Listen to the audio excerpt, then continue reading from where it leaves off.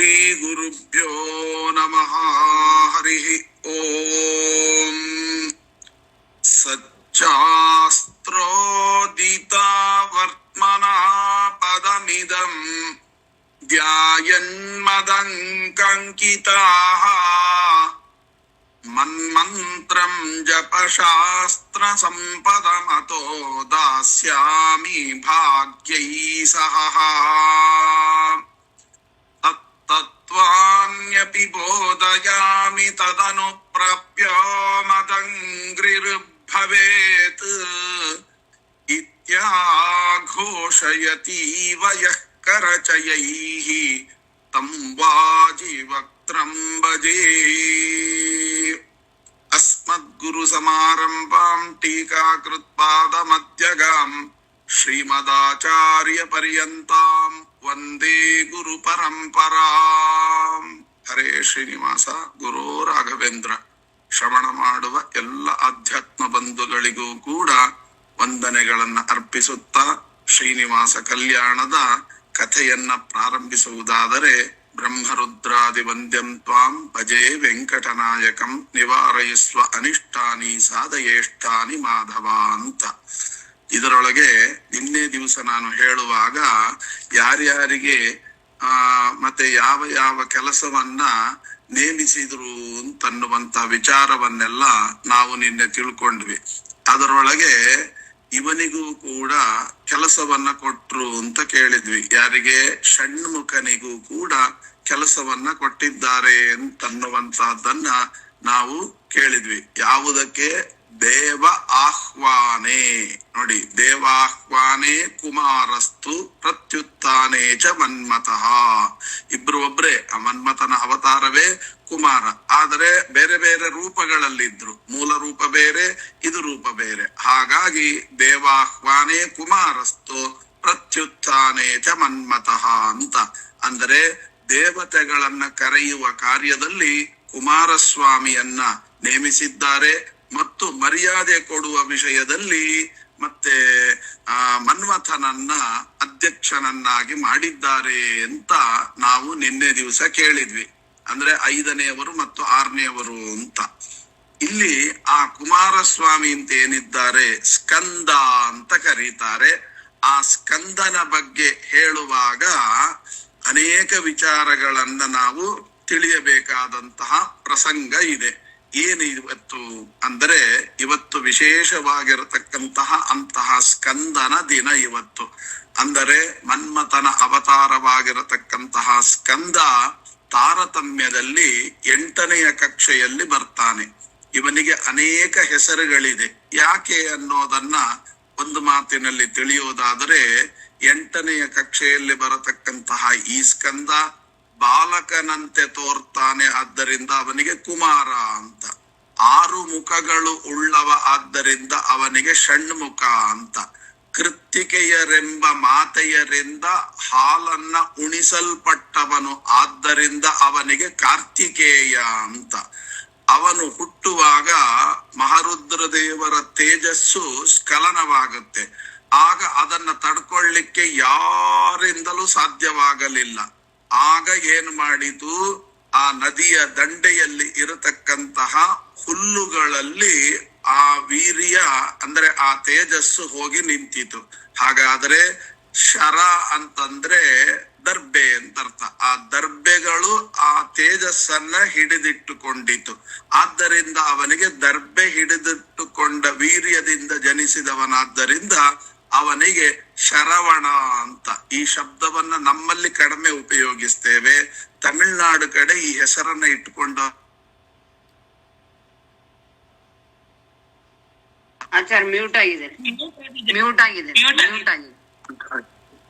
ಆದ್ದರಿಂದ ಅಲ್ಲಿ ಅವರಿಗೆ ಶ್ರವಣ ಅಂತ ಕರಿಬೇಕಾಗಿತ್ತು. ಯಾಕೋ ಶರವಣ ಅಂತ ಕರೀತಾರಲ್ಲ ಅಂತ ಮೇಲ್ನೋಟಕ್ಕೆ ನಮಗೆ ಕನಿಸ್ತದೆ. ಆದ್ರೆ ಅಲ್ಲ, ಅದು ಶರವಣನೇ ಕರೆಕ್ಟ್. ಯಾಕೆ ಅಂದ್ರೆ ದರ್ಬೆ ಹಿಡಿದಿಟ್ಟುಕೊಂಡಿದೆ ಆ ತೇಜಸ್ಸನ್ನು. ಅಂತಹ ವ್ಯಕ್ತಿ ಆದ್ದರಿಂದ ಅವನಿಗೆ ಶರವಣ ಅಂತ ಕರೀತಾರೆ. ಶರದಲ್ಲಿ ಅವಣ ಅಂದ್ರೆ ಮಲಗಿದವ ಅಂತ ಅರ್ಥ. ಅದು ಹಿಡಿದಿಟ್ಟುಕೊಂಡು ಮಲಗಿಸಿಕೊಂಡಂತಹದ್ದು ಅಂತ ಅರ್ಥ.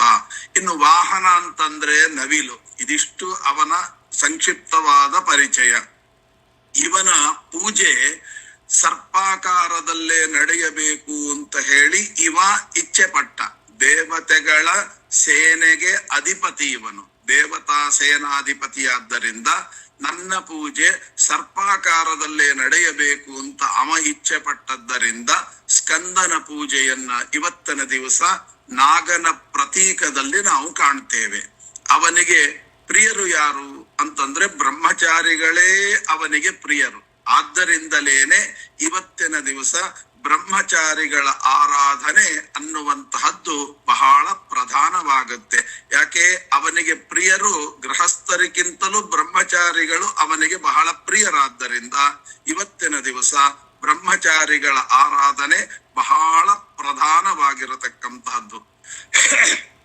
ಆ ಬ್ರಹ್ಮಚಾರಿಗಳ ಆರಾಧನೆ ಮಾಡಬೇಕಾದರೆ ಹೇಗೆ ಸಂಕಲ್ಪ ಮಾಡಬೇಕು ಅಂತಂದ್ರೆ, ಯಾರಾದರೂ ವಟು ಆರಾಧನೆಗಳನ್ನ ಮಾಡುವುದಾದರೆ, ಮನೆಗೆ ಬ್ರಹ್ಮಚಾರಿಗಳನ್ನು ಕರೆದು ಆರಾಧನೆ ಮಾಡುವುದಾದರೆ, ಅಥವಾ ರಾಯರ ಮಠ ಮುಂತಾದವುಗಳಿಗೆ ಹೋಗಿ ನಾವು ಅಲ್ಲಿ ಬ್ರಹ್ಮಚಾರಿ ವಟುಗಳ ಆರಾಧನೆ ಮಾಡುವುದಾದರೆ, ಕೊನೆಗೆ ಎಲ್ಲವನ್ನು ಹೇಳಿ ದೇಶಕಾಲ ಉಚ್ಚಾರಣಾದಿಗಳನ್ನ ಮಾಡಿಕೊಂಡು ಕೊನೆಗೆ ತಿಥಿ ನಕ್ಷತ್ರ ಯೋಗ ಕರಣಾದಿಗಳನ್ನ ಹೇಳಿ ನಿಮ್ಮ ಗೋತ್ರ ನಕ್ಷತ್ರಾದಿಗಳನ್ನೆಲ್ಲ ಹೇಳಿ ಕೊನೆಗೆ ಹೇಳಬೇಕಾದದ್ದು ಏನು?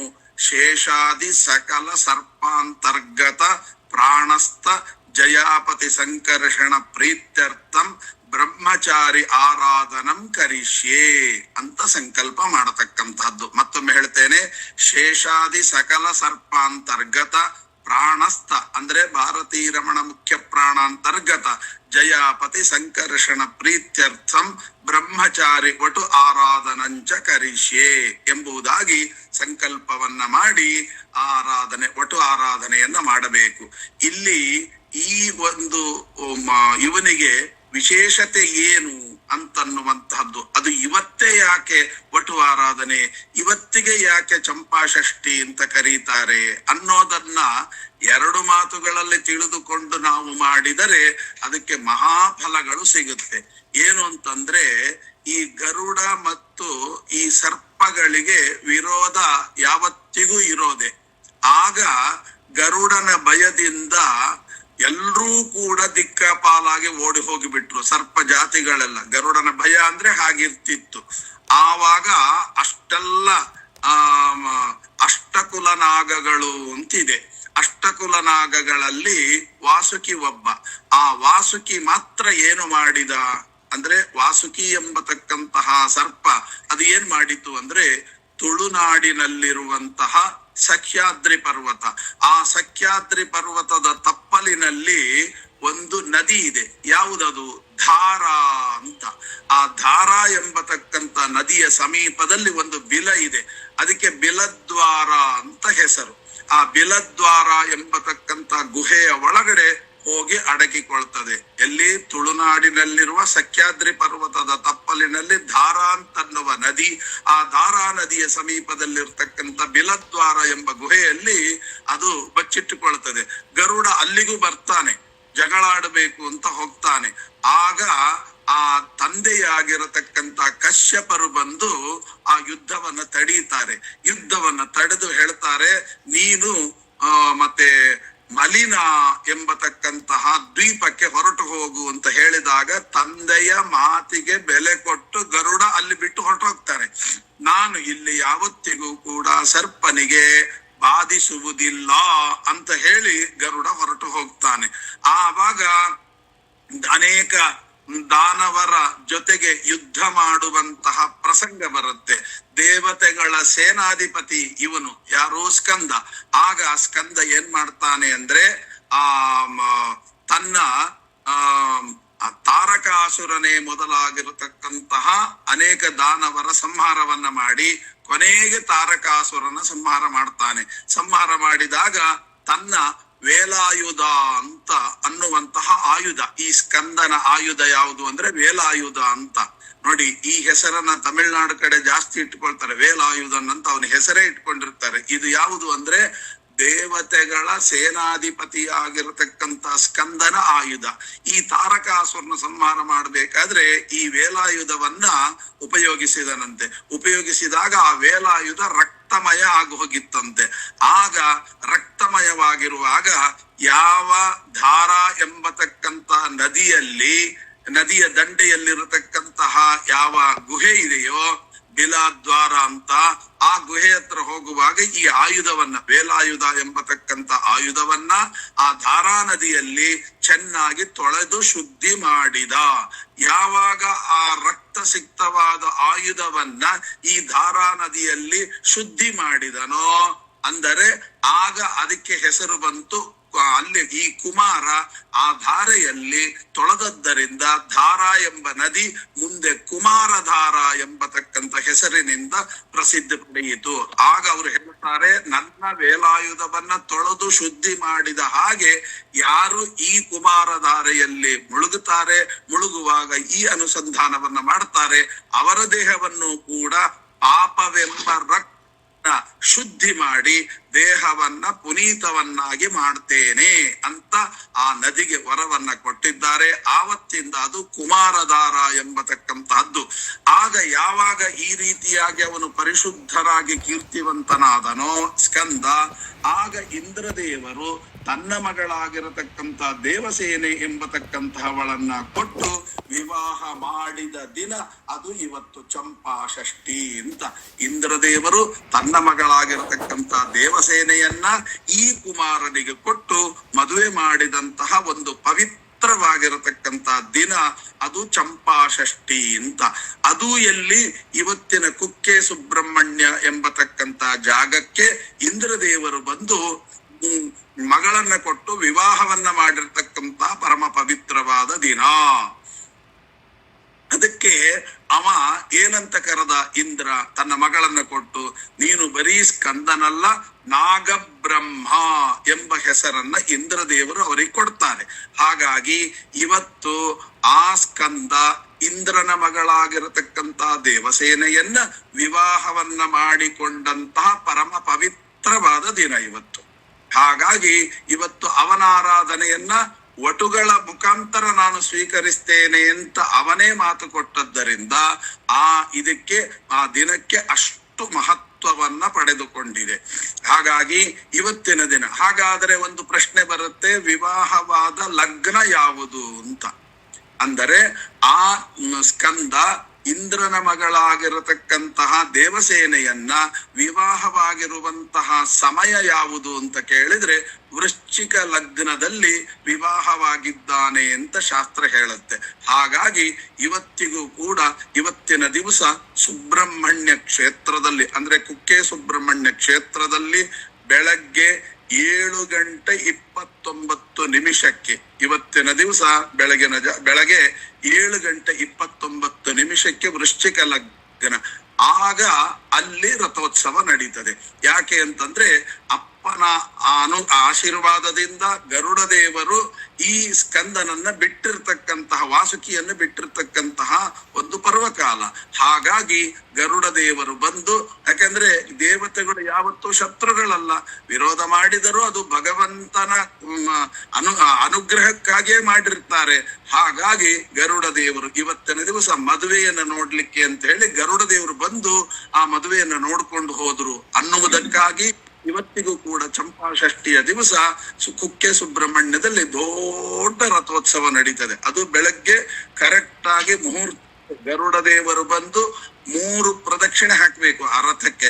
ಯಾವಾಗ 3 ಪ್ರದಕ್ಷಿಣೆ ಹಾಕ್ತಾರೆ ಆ ನಂತರವೇ ರಥ ಮುಂದುವರಿತದೆ. ಅದು ಸರಿಯಾಗಿ ಯಾವಾಗೋ ಅಲ್ಲ, ಕರೆಕ್ಟ್ ವೃಶ್ಚಿಕ ಲಗ್ನದಲ್ಲೇ ಗರುಡ ದೇವರು ಪ್ರದಕ್ಷಿಣೆ ಹಾಕ್ತಾರೆ. ಅದು 7:29 28ಕ್ಕೂ ಬರಲ್ಲ, 30ಕ್ಕೂ ಬರಲ್ಲ.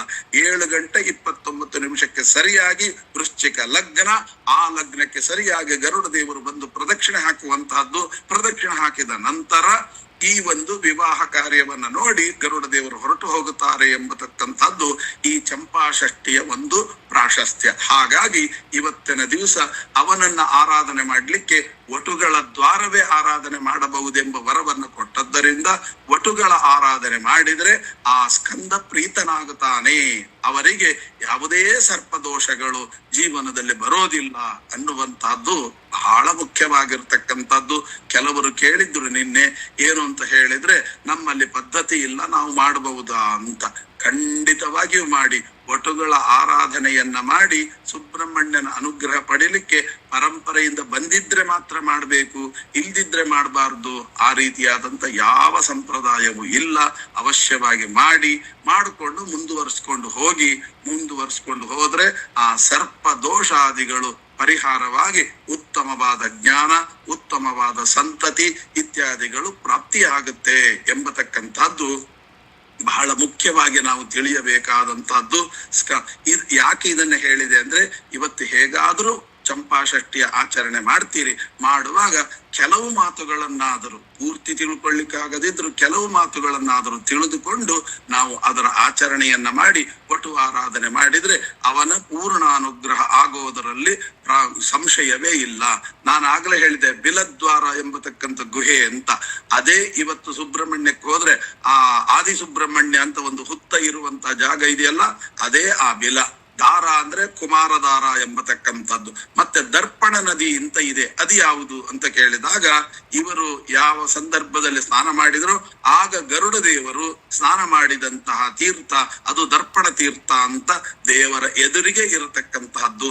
ಹಾಗಾಗಿ ಅಲ್ಲಿ ನೀವು ನೋಡಬಹುದು 3 ಹಾವಿನ ರೂಪದ ಚಿತ್ರಗಳ ವಿಗ್ರಹವನ್ನ ನಾವು ನೋಡ್ತೇವೆ ಸುಬ್ರಹ್ಮಣ್ಯದಲ್ಲಿ. ಮೂಲವಿ ಏನದು ಅಂದ್ರೆ ಮೇಲೆ ಇರತಕ್ಕಂಥದ್ದು ಶೇಷದೇವರು, ಎರಡನೇ ಇರತಕ್ಕಂಥದ್ದು ಯಾವುದು ಅಂತ ಕೇಳಿದಾಗ ವಾಸುಕಿ, ಕೆಳಗಿರತಕ್ಕಂಥದ್ದು ಯಾವುದು ಅಂತ ಕೇಳಿದಾಗ ಅಲ್ಲಿ ಮೇಲೆ ಇರತಕ್ಕಂಥದ್ದು ವಾಸುಕಿ, ಇದು ಸುಬ್ರಹ್ಮಣ್ಯ ಸರ್ಪಾಕಾರದಲ್ಲಿ ಪೂಜೆಯನ್ನು ಸ್ವೀಕಾರ ಮಾಡಬೇಕು ಎಂಬತಕ್ಕಂಥ ವರ ಇರೋದರಿಂದ ಶೇಷದೇವರು ಅವರ ಅಂದ್ರೆ ಮೇಲೆ ಇರತಕ್ಕಂಥ ಶೇಷದೇವರು, ಅವರು ಕೆಳಗಡೆ ಇರತಕ್ಕಂಥದ್ದು ವಾಸುಕಿ, ಅದರೊಳಗೆ ಇರತಕ್ಕಂಥದ್ದು ಸುಬ್ರಹ್ಮಣ್ಯ. ಹೀಗೆ 3 ರೂಪಗಳನ್ನ ನಾವು ಚಿಂತನೆ ಮಾಡಬೇಕು ಅಂತ ಈ ರೀತಿಯಾಗಿ ಇವತ್ತಿನ ದಿವಸದ ಕಥಾ ಸಾರ. ಇದನ್ನ ಇಷ್ಟು ತಿಳಿದುಕೊಂಡು ಮುಂದಿನ ಕಾರ್ಯವನ್ನು ಮಾಡಿ ಅನ್ನುವಂತಹದ್ದು. ಮತ್ತೆ ನಿನ್ನೆ ಶ್ರೀನಿವಾಸ ಕಲ್ಯಾಣದಲ್ಲಿ ನಾವು ನೋಡಿದಾಗ ಅನೇಕ ವಿಚಾರಗಳನ್ನು ಹೇಳಿದ್ವಿ. ಅಲ್ಲಿ ಹೇಳುವಾಗ ರುರೋಧ ಲೋಕರೀತ್ಯೈವ ಭಗವಾನ್ ಲೌಕಿಕೀತನು ನಶೋಪತೆ ಶಬಾ ದಿವ್ಯಾಹ ತಯಾ ವಿರಹಿತಾ ಸುತ. ಆಗ ಬ್ರಹ್ಮದೇವರು ಕೇಳ್ತಾರಂತೆ, ಸ್ವಾಮಿ ಯಾಕೆ ಅಳ್ತಾ ಇದ್ದೀರಿ ಅಂತ ಕೇಳಿದಾಗ ನಿನ್ನೆ ದಿವಸ ಹೇಳಿದ ಹಾಗೆ, ಹೌದಪ್ಪ, ಲಕ್ಷ್ಮೀದೇವಿ ಇಲ್ಲದೆ ಈ ದಿವ್ಯ ಸಭೆ ಶೋಭಾಯಮಾನವಾಗುವುದಿಲ್ಲ ಅಂತ ಅಳ್ತಾ ಇದ್ದೀನಿ, ಲಕ್ಷ್ಮಿ ಬೇಕಲ್ಲ ಅಂತ ಹೀಗೆ ಲೌಕಿಕದಂತೆ ಅಳ್ತಾ ಇದ್ದಂತೆ ಕಾಣುತ್ತೆ ಅಂತ. ಆಗ ಇಲ್ಲಿ ಅವಳು ಇಲ್ಲದೆ ಇದು ಸಭೆ ಎಷ್ಟೇ ದೊಡ್ಡದಾಗಿದ್ರು ಕೂಡ ಶೋಭಾಯಮಾನವಾಗೋದಿಲ್ಲ ಅಂತ ಹೇಳಿದ್ರು. ಏನಿದ್ರ ಅರ್ಥ ಅಂದ್ರೆ ಅದಕ್ಕೆ ಹೇಳ್ತಾರೆ ನ ಶೋಭತೆ ತಯಾ ವಿರಹಿತಾ ಸುತಃ. ಅಂದ್ರೆ ಹೇ ಮಗನೇ, ನಿನಗೇನ್ ಅರ್ಥ ಆಗಬೇಕು?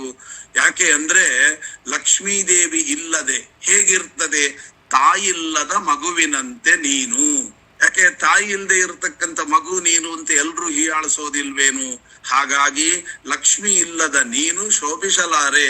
ನಾನಾದರೂ ಯುವಕನಾಗಿದ್ದೇನೆ, ಭಾರ್ಯ ಇಲ್ಲದೆ ಶೋಭಿಸಲಾರೆ ಅಂತ ನನಗಿಲ್ಲ, ನಾನು ಸ್ವರಮಣ. ಹಾಗಾಗಿ ರೆಕ್ಕೆ ಇಲ್ಲದ ಪಕ್ಷಿಯಂತೆ ನೀವೆಲ್ರೂ ಇರ್ತೀರಿ. ಹಾಗಾಗಿ ಲಕ್ಷ್ಮಿ ಬಂದ್ರೇನೆ ಮಕ್ಕಳಿಗೆ ಗೆಲುವು. ಹಾಗಾಗಿ ನೀವು ಎಲ್ಲ ಕೆಲಸಗಳನ್ನ ಪ್ರಾಮಾಣಿಕವಾಗಿ ಮಾಡಬೇಕಾದ್ರೆ ಲಕ್ಷ್ಮಿ ಬೇಕು ಅಂತ ನಿಮಗಾಗಿ ಲಕ್ಷ್ಮಿಯನ್ನ ಕರೆಸ್ತಾ ಇದ್ದೇನೆ ಹೊರತು ನನಗಾಗಿ ಅಲ್ಲ ಅನ್ನೋದು ವ್ಯಾಖ್ಯಾನಕಾರರ ಅಭಿಪ್ರಾಯ. ಯಾಕೆ ಲಕ್ಷ್ಮಿ ಇಲ್ಲದೆ ಈ ಸಭೆ ಶೋಭಾಯಮಾನವಾಗುವುದಿಲ್ಲ. ಯಾಕೆ ಅಂದ್ರೆ ಸಭೆ ಶೋಭಾಯಮಾನವಾಗಬೇಕಾದ್ರೆ ಸಭೆಯಲ್ಲಿ ಇರತಕ್ಕಂಥವರೆಲ್ಲರ ಮುಖದಲ್ಲೂ ಗೆಲುವು ಇರಬೇಕು. ಎಲ್ಲ ಸೂತಕದ ಛಾಯೆ ಇರುವಂತ ಮುಖಗಳಿಂದ ಕೂಡಿದವರ ಸಮ್ಮೇಳನ ಅದು ಸಮ್ಮೇಳನ ಅಂತ ಅನಿಸ್ಕೊಳ್ತದ? ನೋಡುವಾಗ್ಲೇ ಏನೋ ಸಭೆ ನಡೀತಾ ಇದೆ ಅಷ್ಟೇ, ಹೀಗಾಗುತ್ತೆ. ಹಾಗಾದ್ರೆ ಎಲ್ಲರ ಮುಖದಲ್ಲಿ, ದೇವತೆಗಳ ಮುಖದಲ್ಲಿ ಗೆಲುವು ಬರಬೇಕಾದ್ರೆ ಏನ್ ಮಾಡ್ಬೇಕು? ನಿಮಗೆಲ್ಲ ತಾಯಿಯ ಅವಶ್ಯಕತೆ ಇದೆ. ತಾಯಿಯ ಅವಶ್ಯಕತೆ ಇಲ್ಲದೆ ಇದ್ರೆ ನಿಮ್ಮ ಮುಖ ತಾಯಿಲ್ಲದ ತಬ್ಬಲಿ ಮಕ್ಕಳಂತೆ ಕಾಣುತ್ತದೆ. ಹಾಗಾಗಿ ನಿಮಗಾಗಿ ಲಕ್ಷ್ಮಿಯನ್ನ ನಾನು ಕರೆಸ್ಬೇಕು ಅಂತ ಬಯಕೆ ಪಟ್ನೆ ಹೊರತು ತನಗಾಗಿ ಸರ್ವತಾ ಅಲ್ಲ ಅನ್ನುವಂತಹದ್ದನ್ನ ಆಜ್ಞಾ ಸಂಪಾದನೀಂ ದಕ್ಷಾಂ ವೀರಸುಂ ಪ್ರಿಯವಾದಿನೀಂ ಪತ್ನೀಂ ತ್ಯಕ್ತ್ವಾ ತು ಭೋಗಾರ್ಥಂ ಅನ್ಯದ್ವಾಹಿ ಸುತೋಷಯೇತು ಸಮರ್ಥ ತೋಷಯಾತ್ವೈವ ಪೂರ್ವೋಡಾಂ ಅಪರಾಂ ಬಹೇತು. ಸ್ಮೃತಿ ವಾಕ್ಯ ಇದು. ಏನು ಹೇಳ್ತದೆ ಅಂತಂದ್ರೆ ನೋಡಿ, ತೃಣಾಸನ, ನೀರು, ಆಹಾರ ಅತಿಥಿಗಳಿಗೆ ದಾನ ನೀಡಿದ್ದರೆ ಆ ಅತಿಥಿ ಸಂತೋಷ ಹೊಂದುತ್ತಾನೆ. ಏನೂ ಕೊಡದೆ ಅತಿಥಿ ಮನೆಗೆ ಬಂದಿದ್ದಾನೆ, ಅವನಿಗೆ ಏನಾದ್ರು ಕೊಡಬೇಕಲ್ಲ. ಆ ಕೊಡತಕ್ಕಂತಹವರು ಮನೆಗೆ ಬಂದ ಅತಿಥಿಗಳು ಯಾವಾಗ ಸಂತೋಷ ಪಡ್ತಾರೆ ಅಂದ್ರೆ, ಆ ಮನೆಯ ಯಜಮಾಂತಿ ಅಂದ್ರೆ ಗೃಹಿಣಿ ಈ ಎಲ್ಲ ಉಪಚಾರವನ್ನ, ನೀರು, ಆಸನ, ಆಹಾರ ಇತ್ಯಾದಿಗಳನ್ನ ನೀಡಿದಾಗ ಆ ಅತಿಥಿಗೆ ಸಂತೋಷವಾಗುವಷ್ಟು ಯಜಮಾನನೇ ಇವೆಲ್ಲ ಕೊಟ್ರೆ ಅಷ್ಟು ಸಂತೋಷವಾಗೋದಿಲ್ಲ. ಯಾಕೆ ಅಂತಂದ್ರೆ, ಯಾರ ಕೈಯಿಂದ ಬಂದಾಗ, ಯಾಕೆಂದ್ರೆ ಆ ಬಂದ ಅತಿಥಿ ಗೃಹಿಣಿಯಲ್ಲಿ ತಾಯಿಯನ್ನ ಕಾಣುತ್ತಾನೆ, ಗೃಹಸ್ಥನಲ್ಲಿ ತಂದೆಯನ್ನ ಕಾಣ್ತಾನೆ. ತಾಯಿ ಬಡಿಸೋದಕ್ಕೂ ತಂದೆ ಬಡಿಸೋದಕ್ಕೂ ವ್ಯತ್ಯಾಸ ಇಲ್ವಾ? ಹಾಗಾಗಿ ಇಲ್ಲಿ ನೀವೆಲ್ಲ ಮಕ್ಕಳು, ನಿಮಗೆ ತಾಯಿಯ ಎದುರಿಗೆ ನಿಂತುಕೊಂಡು ಕೆಲಸ ಮಾಡಿಸಿದಾಗ ಉಂಟಾಗುವ ಆನಂದ ನಾನು ನಿಮಗೆ ಎಷ್ಟು ಸನ್ಮಾನ ಮಾಡಿದ್ರೂ ಕೂಡ ಉಂಟಾಗೋದಿಲ್ಲ. ಈ ಮದುವೆಯಲ್ಲಿ ನಿಮ್ಮ ಸಂತೋಷವೇ ಪ್ರಧಾನ. ಅದು ಪ್ರಧಾನವಾಗಬೇಕಾದ್ರೆ ತಾಯಿ ಬೇಕು ಅನ್ನುವ ದೃಷ್ಟಿಕೋನದಲ್ಲಿ ಅವನು ಕರೆದಿದ್ದಾನೆ. ಇವೆಲ್ಲ ಮಾತುಗಳನ್ನು ಇಟ್ಟುಕೊಂಡಾಗ ಭಗವಂತ ಸ್ವರಮಣ, ಅವನು ಯಾರಿಂದಲೂ ಸಂತೋಷ ಪಡುವವನಲ್ಲ ಎಂಬತಕ್ಕಂತ ಒಂದು ಅದ್ಭುತವಾದ ಚಿಂತನೆಯನ್ನ ನಮಗೆ ತಿಳಿಸ್ತಾರೆ. ಮಹಾಭಾರತ ತಾತ್ಪರ್ಯ ನಿರ್ಣಯದಲ್ಲೂ ಕೂಡ ಒಂದು ಮಾತು ಹೇಳ್ತಾರೆ, ನ ಸಾ ಸಭಾ ಯತ್ರ ನ ಸಂತಿ ವೃದ್ಧಾಃ ನ ತೇ ವ್ಯವಹಾರೇ ನ ವರ್ಧಂತಿ ಧರ್ಮಂ. ನೋಡಿ, ವಿವಾಹಾದಿ ಔಪಾಸನ ಅಗ್ನಿಯನ್ನು ಹೊಂದಿ ಒಬ್ಬ ವಿವಾಹವಾಗ್ತಾನೆ, ಔಪಾಸನ ಅಗ್ನಿಯನ್ನು ಹೊಂದುತ್ತಾನೆ. ಹೊಂದಿದವ ಪುನಃ ಇನ್ನೊಂದು ವಿವಾಹವಾಗೋದು ಅಂತಂದ್ರೆ ಎಷ್ಟು ಕಷ್ಟ ಇದೆ. ಯಾಕೆ ಅಂದ್ರೆ ಆ ಮೊದಲಿಗೆ ವಿವಾಹವಾಗಿರ್ತಾನಲ್ಲ, ವಿವಾಹವಾದ ಅಗ್ನಿ ಇರ್ತದಲ್ಲ, ಆ ಅಗ್ನಿಯನ್ನು ಏನ್ ಮಾಡೋದು? ಈಗ ಎರಡನೇ ವಿವಾಹವಾದಾಗ ಆ ಅಗ್ನಿಯಲ್ಲಿ ಹೋಮ ಮಾಡ್ತಾನೋ ಮೊದಲನೇ ಅಗ್ನಿಯಲ್ಲಿ ಹೋಮ ಮಾಡ್ತಾನೋ? ಎಷ್ಟು ಕಷ್ಟ ಇದೆ. ಹಾಗಾದ್ರೆ ಏನ್ ಮಾಡ್ತಾರೆ ಅಂದ್ರೆ, ನಸಾ ಸಭಾಯತ್ರ, ಆವಾಗ ಸದಾರೋ ಅನ್ಯಾನ್ ಪುನರ್ಧಾರಾನ್ ಉದ್ಯೋಡುಂ ಕಾರಣಾಂತರಂ. ಬಹಳ ಮುಖ್ಯವಾಗಿರ್ತಕ್ಕಂಥ ಮಾತು. ಧರ್ಮಶಾಸ್ತ್ರದಲ್ಲಿ ಎಷ್ಟು ಸೂಕ್ಷ್ಮ ಇದೆ ನೋಡಿ. ಏನು ಅಂದ್ರೆ, ಒಬ್ಬ ವಿವಾಹವಾಗುತ್ತಾನೆ, ವಿವಾಹವಾದ ನಂತರ ಇನ್ನೊಂದು ವಿವಾಹವಾಗಬೇಕಾದ್ರೆ ಮೊದಲ ಪತ್ನಿಯ ಸಂಪೂರ್ಣ ಅನುಮತಿ ಬೇಕಂತೆ. ಮೊದಲ ಪತ್ನಿಯ ಸಂಪೂರ್ಣ ಅನುಮತಿ ಇದ್ದರೆ ಮಾತ್ರ ನಾನು 100% ನಾನು ಒಪ್ಪಿದ್ದೇನೆ, ಅವಶ್ಯವಾಗಿ ಮಾಡಿಕೊಳ್ಳಿ ಅಂತ ಹೇಳಿದಾಗ ಮಾತ್ರ ಎರಡನೆಯ ವಿವಾಹಕ್ಕೆ ಅಧಿಕಾರ. ಇಲ್ದಿದ್ರೆ ಅಧಿಕಾರ ಇಲ್ಲ ಅನ್ನುವಂಥದ್ದು ಬಹಳ ಪ್ರಧಾನ. ಅವಳ ಮನಸ್ಸಿಗೆ ಒಂದು ಚೂರು ನೋವಾಗಿದ್ರೂ ಕೂಡ ಇನ್ನೊಂದು ವಿವಾಹಕ್ಕೆ ಅಧಿಕಾರ ಇಲ್ಲ. ಹಾಗಾದ್ರೆ ಮತ್ತೊಂದು ಅವಳು ಸತ್ತ ಮೇಲೆ ಇನ್ನೊಂದು ವಿವಾಹವಾಗ್ತಾನಲ್ಲ ಅಂತಂದ್ರೆ ಅಗ್ನಿಹೋತ್ರನಾಗಲಿಕ್ಕೆ ಸಾಧ್ಯ ಇಲ್ಲ. ಯಾಕೆ ಅಂದ್ರೆ ಇನ್ನೊಂದು ವಿವಾಹವಾಗಬಹುದಷ್ಟೇ. ಯಾಕೆ ಅಂದ್ರೆ ಅವರೇನ ವಿವಾಹದಲ್ಲಿ ಅಗ್ನಿಯನ್ನ ಕೊಟ್ಟಿರ್ತಾರೆ, ಅದನ್ನ ಅವಳ ಚಿತೆಗೆ ಏರಿಸಿ ಆಗಿರ್ತದೆ. ಮೊದಲನೆಯ ಪತ್ನಿಯ ದೇಹಕ್ಕೆ ಅದನ್ನ ಏರಿಸಿ ಆಗಿರ್ತದೆ. ಇನ್ನು ಎರಡನೇ ಅಗ್ನಿಯನ್ನು ತಗೊಳ್ಳಿಕ್ಕೆ ಬರೋದಿಲ್ಲ. ಹಾಗಾಗಿ ಮದುವೆ ಅಂತ ಆದ ಹೊರತು, ಆದರೆ ಮೊದಲನೇ ಪತ್ನಿ ಇರುವಾಗ ಏನು ಧರ್ಮಾಚರಣೆಗಳಾಗ್ತಿತ್ತು ಅದು ಎರಡನೇ ವಿವಾಹವಾದ ನಂತರ ಇತ್ಯಾದಿಗಳು ಆಗೋದಿಲ್ಲ ಅನ್ನುವಂಥದ್ದು ಧರ್ಮಶಾಸ್ತ್ರದ ಮಾತು. ಹಾಗಾಗಿ ಸದಾರೋ ಅನ್ಯಾನ್ ಅಂದ್ರೆ ಹೆಂಡತಿಯ ಸ್ಥಾನ ಎಂತಹದ್ದು ಅಂತ ನಮಗೆ ಗೊತ್ತ. ಇದೆಲ್ಲ ಭಗವಂತನಿಗೆ ಅಪ್ಲೈ ಆಗೋದಿಲ್ಲ. ಭಗವಂತನಿಗೆ ಯಾವ ವಿಧಿ ನಿಷೇಧಗಳು ಇಲ್ಲ. ಜಗತ್ತಿಗೊಂದು ಸಂದೇಶವನ್ನ ಕೊಡ್ಲಿಕ್ಕೆ ಮೊದಲನೆಯ ಹೆಂಡತಿಯ ಅವಶ್ಯಕತೆ ಎಷ್ಟು ಇರ್ತದೆ ಅನ್ನೋದನ್ನ ಜಗತ್ತಿಗೆ ತಿಳಿಸಿಕೊಡುವುದಕ್ಕೋಸ್ಕರವಾಗಿ ಈ ರೀತಿಯಾಗಿ ಹೇಳ್ತಾ ಇದ್ದಾರೆ. ಹೇಳಿ ಆಮೇಲೆ ಹೇಳ್ತಾರೆ, ಭವಾನಹಂಬಹ ಪ್ರಾಜ್ಞ ದೇವಾಶ್ಚ ಸಪರಿಗ್ರಹಾ ನ ಶೋಪಂತೆ ಯಥಾಕಾಶೇ ತಾರಾಪತಿಂಬಿನಾ. ಹೌದು ಸ್ವಾಮಿ, ಪತ್ನಿಯರಿಂದ ಕೂಡಿಕೊಂಡು ಸಮಸ್ತ ದೇವತೆಗಳು ಕೂಡ ಆಕಾಶದಲ್ಲಿ ಇದ್ದರೂ ಕೂಡ ಆಕಾಶದಲ್ಲಿ ಚಂದ್ರನಿದ್ದರೆ ಮಾತ್ರ ತಾರೆಗಳ ಗಣಕ್ಕೆ ಬೆಲೆ. ಚಂದ್ರನೇ ಇಲ್ದಿದ್ರೆ ಆ ತಾರಾಗಣಕ್ಕೆ ಏನು ಬೆಲೆ ಅಲ್ವಾ? ಹಾಗೇನೆ ಪರಮಾತ್ಮ ಹೇಳ್ತಾ ಇದ್ದಾನೆ, ನೀವೆಲ್ಲರೂ ಕೂಡ ಪತ್ನಿಯಿಂದ ಕೂಡಿಕೊಂಡು ವಿವಾಹದ ಸಂಭ್ರಮದಲ್ಲಿದ್ದೀರಿ. ಆದರೆ ನಿಜವಾಗಿ ಆ ತಾರಾ ಚಂದ್ರ ನಿದ್ರೆ ಮಾತ್ರ ಶೋಭಿಸುವ ಹಾಗೆ ನನ್ನ ಪತ್ನಿಯಾಗಿರತಕ್ಕಂಥ ಲಕ್ಷ್ಮಿ ಇದ್ದರೆ ಮಾತ್ರ ಮರಗಳಿಲ್ಲದ ಅರಣ್ಯ ಹೇಗೋ, ರೆಕ್ಕೆಗಳಿಲ್ಲದ ಪಕ್ಷಿಗಳು ಹೇಗೋ, ಹಣ್ಣುಗಳಿಲ್ಲದ ಮರಗಳು ಹೇಗೋ, ಹಣವಿಲ್ಲದ ಮಿತ್ರ ಹೇಗೆ ಶೋಭಿಸುವುದಿಲ್ಲವೋ ಹಾಗೆ ಮಹಾಲಕ್ಷ್ಮಿ ಇಲ್ಲದೆ ನಾವ್ಯಾರು ಪ್ರಕಾಶಮಾನವಾಗಿರ್ಲಿಕ್ಕೆ ಸಾಧ್ಯ ಇಲ್ಲ ಅಂತ ಅರ್ಥ. ಅದನ್ನೇ ಹೇಳ್ತಾರೆ, ಅಪಾದದಂ ಯತಾರಣ್ಯಂ ಅಪಕ್ಷಾಶ್ಚ ವಿಹಂಗಮಾಹ ಅಪಲಾಶ್ಚ ಯಥಾ ವೃಕ್ಷಾಃ ಅದನಾ ಸುಹೃದೋ ಯಥಾ ತಥಾ ವಯಂ ಮಹಾಲಕ್ಷ್ಮ್ಯಾಃ ರಹಿತ ಕಮಲಾಸನಃ. ಇದರ ಅಭಿಪ್ರಾಯ ಏನು ಅಂದ್ರೆ, ಮಹಾಲಕ್ಷ್ಮಿ ಅಂದ್ರೆ ತತ್ವಜ್ಞಾನಕ್ಕೆ ಅಭಿಮಾನಿ ದೇವತೆ. ಯಾವುದೇ ಕರ್ಮವನ್ನ ಮಾಡಿ ಅಲ್ಲಿ ತತ್ವಜ್ಞಾನ ಎಂಬತಕ್ಕಂಥದ್ದು ಇಲ್ಲದಿದ್ದರೆ ಆ ಕರ್ಮಗಳು ವ್ಯರ್ಥ. ಅದನ್ನೇ ಗೀತೆಯಲ್ಲಿ ಕೃಷ್ಣ ಹೇಳ್ತಾನೆ, ಜ್ಞಾನೇನೈವ ಪರಿಸಮಾಪ್ಯತೆ.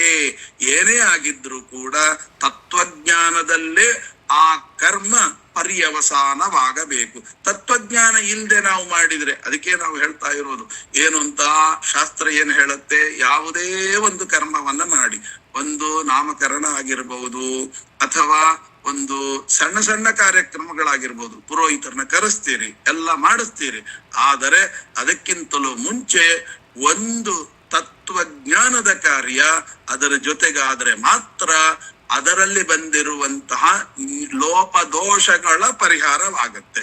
ಅದಕ್ಕೋಸ್ಕರ ತತ್ವಜ್ಞಾನಕ್ಕೆ ಒಂದು ವೈದಿಕ ಮಾಡಿ ಮನೆಯಲ್ಲಿ, ಆ ವೈದಿಕ ನಡೆಯೋದೇ ಕರೆ, ಒಬ್ಬ ಬ್ರಾಹ್ಮಣ ಕರೆದು 1 ಗಂಟೆ ತತ್ವಜ್ಞಾನ ವಿಚಾರ ಅದನ್ನ ತಿಳಿದುಕೊಂಡ್ರೆ, ತತ್ವಜ್ಞಾನ ನಡೆದ್ರೆ ಮಾತ್ರ ಪಿತೃದೇವತೆಗಳು ಪ್ರೀತರಾಗ್ತಾರೆ. ಹಾಗಾಗಿ ತತ್ವಜ್ಞಾನಕ್ಕೆ ಭಾರೀ ಪ್ರಾಧಾನ್ಯತೆ ನಮ್ಮ ಶಾಸ್ತ್ರ ಹೇಳಿದೆ.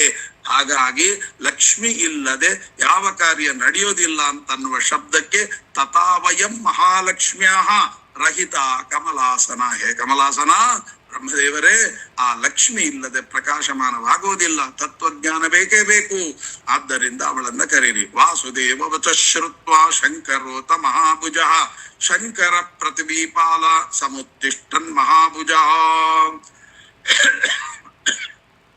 ಆ ಸಭೆಯ ಮಧ್ಯದಲ್ಲಿ ಹೀಗೆ ಬ್ರಹ್ಮದೇವರಿಗೂ ಶ್ರೀನಿವಾಸ ದೇವರಿಗೂ ಸಂವಾದವಾಗ್ತಾ ಇರುವಾಗ ಶಂಕರ ಮಹಾರುದ್ರದೇವರು ಮಾತನಾಡ್ತಾ ಇದ್ದಾರೆ. ಕಿಮರ್ಥಂ ರೋದನಂ ತಾತ ಕಿಂ ತೇ ಕಾರ್ಯ ವಿಡಂಬನಂ ಅಸಂಗಸ್ಯ ಪ್ರಮೇಯಸ್ಯ ಚಾಕ್ರೂರವರದಸ್ಯ ಚ ಆಕ್ಲೇಶಸ್ಯ ದೇವೇಶ ಕಿಮರ್ಥಂ ರೋದನಂ ವೃತ. ಹೌದು ಸ್ವಾಮಿ, ಯಾಕೆ ಅಳ್ತಾ ಇದ್ದಿ? ಇದೆಲ್ಲ ಲೋಕ ವಿಡಂಬನೆಯಲ್ವಾ? ನೀನು ಯಾರ ಸಂಘವೂ ಇಲ್ಲದೆ ಇರತಕ್ಕಂಥವನು. ನಿನ್ನ ಮಹಿಮೆಯನ್ನ ಸಂಪೂರ್ಣವಾಗಿ ಯಾರೂ ಲಕ್ಷ್ಮಿಗೆ ತಿಳಿಲಿಕ್ಕಾಗೋದಿಲ್ಲ. ಅಕ್ರೂರನಿಗೆ ವರವನಿತ್ತ ನೀನು ಸಾಮಾನ್ಯನಂತೆ ಅಳುವುದು ಯಾವ ಸ್ವಾಮಿ ಇದು?